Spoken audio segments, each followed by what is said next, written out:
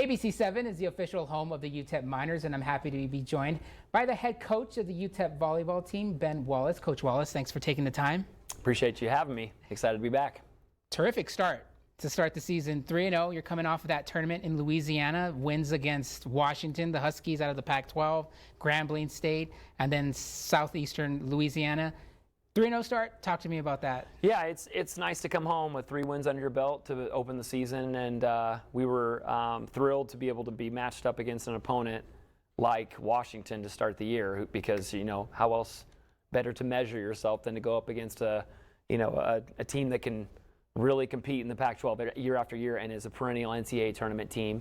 They finished the year in the top 25.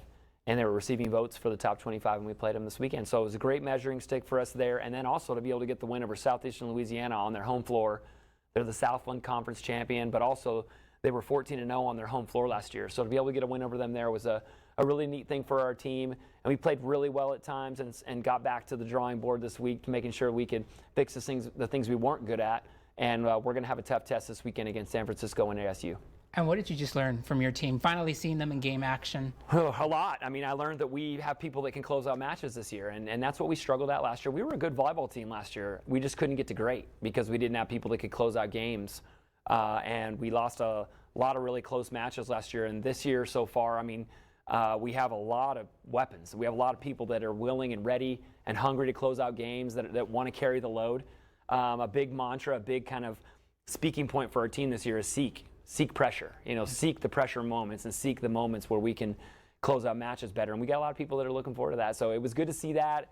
The sets that we lost by 2 points each. So when we did lose a set, we were still battling and we were still grinding. And it was a good showing for our young team and to start the year. Now turning the page, you have your home opener this Thursday, 6 p.m. against San Francisco. It's all part of the Borderland Invitational. Just talk to me about finally being at home and you're getting that team. Yeah, I'm excited to play them. They're very good. They're coming off a couple of wins. They beat a good UNM team this weekend, and then they also beat UC Irvine on Sunday. And so it's our 9-1-5 match. It's a big deal for us to, last year we had around 2,000 people for our 9-1 5-1 match against UNM.